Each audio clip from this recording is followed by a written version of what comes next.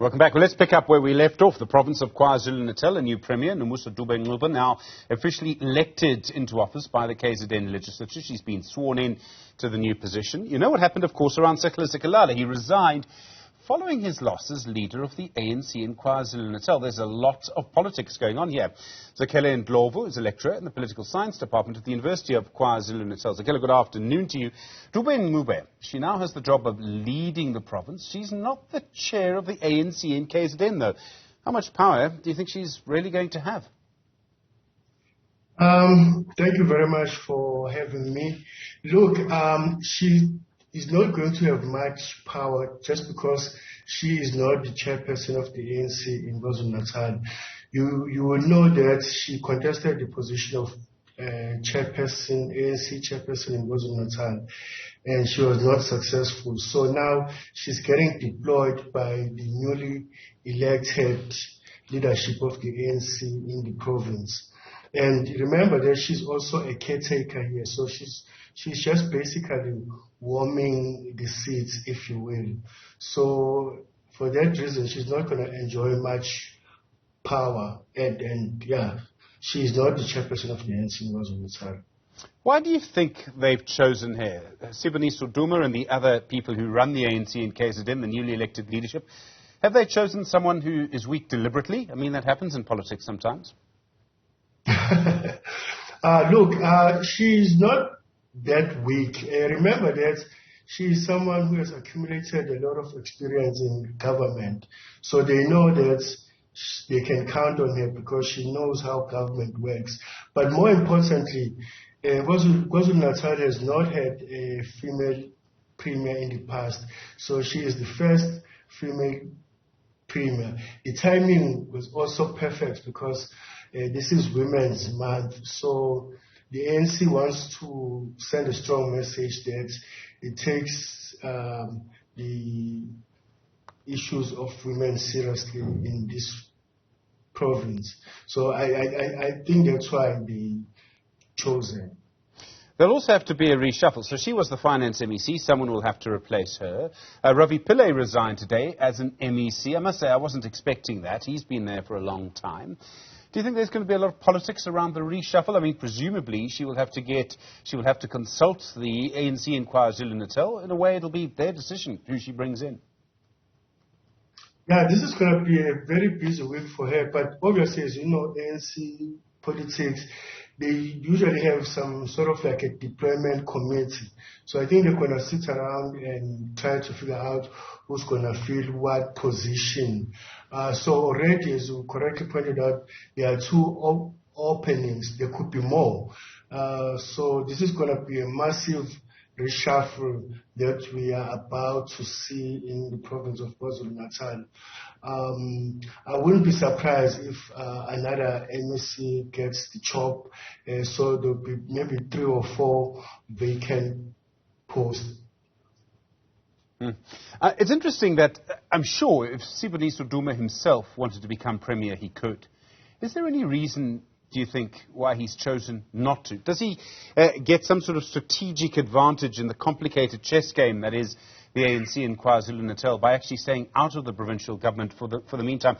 And I say this because, I mean, it is possible, probably unlikely, but possible, that Dube-Ncube is the last KZN premier of the ANC for a while. I mean, they might not win the province in 2024.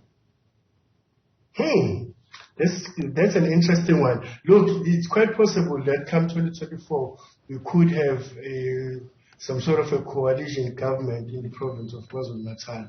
But look, I think the reason why Duma decided not to become the premier is because it should have been seen as a power grab. Remember that when Mkhunu, who is now the Minister of Water Affairs, was removed by the Zigalala faction, it was seen as a power grab. So I think this time around they decided that they don't want to come across as a faction that is obsessed with grabbing power. So they decided to take someone from another faction and put in there as the premier of the province. I suspect that Mr. Duma will take the position of maybe MEC of Finance or another portfolio, but definitely I can see him becoming an MEC. Very interesting to see how it's going to play out. There's another story that developed this morning. It was in Business Day.